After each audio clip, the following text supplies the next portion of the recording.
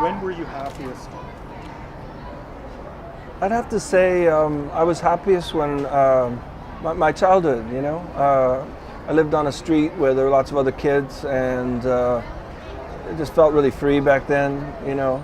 The world didn't seem so scary, and the music I heard on the radio was very melodic and magical. So I always think of that period, you know, between 3 and 9 as sort of the happiest years.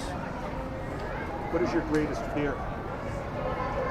Well, I really don't like flying. I've always been afraid of flying, and unfortunately, it's you know, a big part of my job is traveling. So, but I'm okay with it. It's just I'd rather not be up in the air like that. You know. What is the trait you most deplore in yourself? I think my awkwardness. I think I don't know. I've self-esteem issues that I'd like to be more confident. I think. What is the trait you most deplore in others? I guess, wow, that's a tough one. I guess I don't like when people are aggressive, I guess, you know? Yeah. Your book? Yeah. Dear Life. When did you first get the idea to write it? Well, the idea for Dear Life initially came to me in 2012. But I didn't know at that time it was a book. At the time I thought it would make for a really good movie. And so I spent a few years thinking about it and telling actor friends.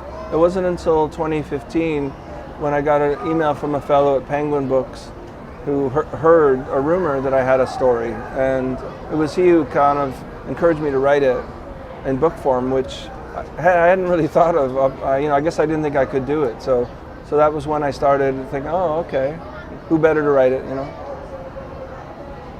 What's the most surprising thing you learned while writing it? Mostly that I could, you know. I've been writing songs for years, but a book just always seemed out of reach. And so just the fact, when I remember handing in my first draft and feeling just so kind of, you know, impressed with myself that I did it. Because a lot of people say they're going to write a book, but they never do, you know. So I was just mostly proud of that I stuck with it and I finished it. You know. What do you owe your parents? Well, you know, the thing I most owe my dad left when I was 2, but my mom was around and she let me play the records. She let me play her records, like the 45s, and where some parents would have said, oh, don't touch those, they're fragile or something. I think that's the thing I'm most grateful about, that they weren't too strict about that kind of thing. If you could go back in time, where would you go?